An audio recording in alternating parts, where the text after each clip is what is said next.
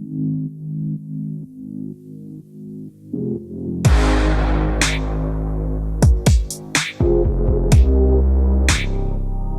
Bike of the Year testing's finished. The 40 plus bikes that we've tested over the 3 price categories are all in. We've made the decision, and our 2018 Bike of the Year is Giant's TCR Advance 2. Now, the TCR is a name that's been around for a long time. In fact, Bike of the Year testing, which we've now been doing for a decade, in that very first year, a TCR won. So this bike is probably the most developed race bike ever. Giant have never dropped it, they've never wavered away from that original compact design. And prior to the TCR, road bikes had horizontal top tubes. There were just 2 triangles, very traditional looking. That completely changed with the original TCR. We got super sloping top tube, almost like a mountain bike hardtail kind of style. And over the years, Giant have continued down that path, developing and developing. They were one of the first instigators of dropping seat stays down, leaving loads of exposed seat post. The one-piece seat mast we first saw on the TCR, and that still exists today on the top-end models. So this is a frame that has just been refined and refined and refined, and it's one that we keep coming back to, and every time we get to try a new iteration of it, we continue to love it. So the TCR frame set comes in 3 grades of carbon, and what we've got as our Bike of the Year is actually the most modest version. And being the Advance 2, this is the 2nd tier in the lineup. After this model, you know, it drifts up into the SLs and disc variants, etc., etc. But we just think, bang for buck, this Advance 2 is so impressive. 50 quid shy of £1,500, what you're getting is a really sweet riding carbon frame set, and built into that is full Shimano 105, great to see at this price, and just such a highly competent group set. It's so sweet, so nice to use. It offers Ultegra level of kind of tactile feel and performance at a fraction of the price, which is really great to see. And where Giant have also really scored this year is been in their investment into own brand parts. Own brand parts used to be a kind of, you know, you'd sort of sniff at it, it's a bit substandard, it's a, you know, oh, they've just gone for a cheap option and printed on it. Whereas Giant have really taken to heart actually making their own brand products much better. So you get a really nicely shaped cockpit, great bar shape, really nice stiff stem, even things down to like the seat post is really decent quality. Their wheels are tremendously good now. They've got a kind of few years partnership in it now with DT Swiss, so we're getting really nice grade hubs, really nicely built wheels. And another place where Giant are really starting to stand out on the market is their wholehearted acceptance of tubeless as the future for road. So not only do they supply, like many other brands, tubeless ready wheels, tubeless ready tyres, etc. With Giant, what you actually get is that bike set up tubeless. Valves installed, sealants in place, ready to roll. So you can get on it and you can enjoy the advantages that a tubeless tyre brings. That ability to run slightly lower rolling resistances, the improved puncture protection, and just the smooth, beautifully grippy, supple feel that you get from good quality tubeless tyres. Straight out of the box, there's no faffing once you get the bike home. There's no, you know, trying to get a tighter seat. It's all been done for you. And Giant should really be applauded for that. Obviously, with any kind of new technology that comes into, especially road bikes, people do get a bit of a fear about how do I maintain it, what happens when things go wrong.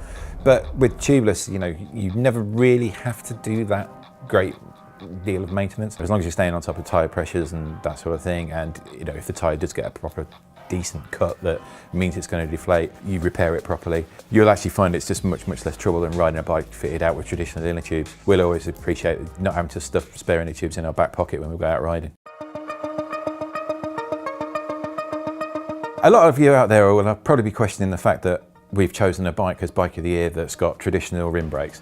Now, the split in the testing between all the bikes was pretty much 50-50 between rim and disc, and lots of accusations get thrown that, you know, we're promoting this kind of disc agenda, etc. But we'd just like to say that we're completely sort of agnostic about either way. You know, if a bike's a good bike, then irrespective of brake specification, as it were, we just like a bike when it's a good bike, and the TCR Advance is most certainly that. If you really must have disc, and I've got nothing against the TCR disc, in fact, I've just bought an Advanced SL disc frame set.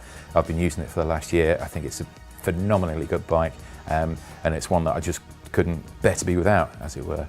So if you really are a fan of road discs, then Giant start the Advanced, equivalent model to this one with this, at around £400 more. Arguably it's not quite as good value as this one, but it's still, you know, a tremendously capable bike. As we've said, the real thing that we love about the TCR is the way that over the years they haven't thrown the baby out with the bathwater. They've just continued this ever incremental process of evolution. They're shaving weight here, they're refining shapes, but those fundamentals of that kind of compact geometry road bike, which gives you like just phenomenally good handling traits. You know, having such a compact frame underneath you means you can really chip the bike around, throw it into corners, and it's got this inherent sharpness to it. And the way that Giant go about the construction, we're really impressed with too. Up front you get that overdrive headset, so it's super large, super tapered, but they've matched that to a fork that's advanced on from the previous generation's forks. TCRs of old, they tended to go with this kind of pseudo aero kind of style for the fork, which was stiff, direct, but didn't quite offer any of that kind of vibration buzzing ability. Now the new fork is much more stiletto shaped, it's got much more taper to it, and it does a really fine job of just smoothing out ruts and ripples in poorer road surfaces. When you combine that with what's going on at the back, they've got that kind of semi-aero shape to the seat tube, and a slim, super long seat post sticking out of that.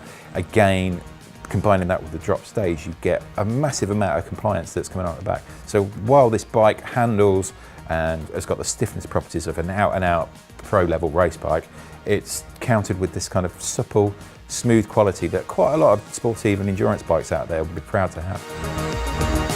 Giant obviously are a massive brand, probably one of the biggest in the world, and you can see that reflected in the amount of investment they put into R&D to create bikes as sublimely good as the TCR Advanced.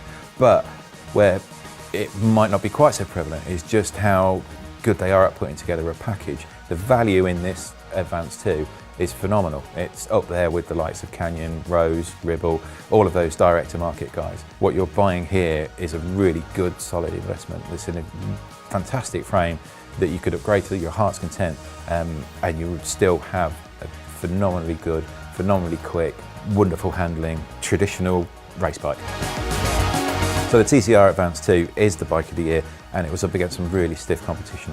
We brought it down to a short list of 40 bikes, all of which were thoroughly tested. We took our favourites out to Italy for a week's thorough testing and riding up in the mountains, up in various terrain. And so from that final selection, the TCR Advanced 2 was still the bike that won our hearts.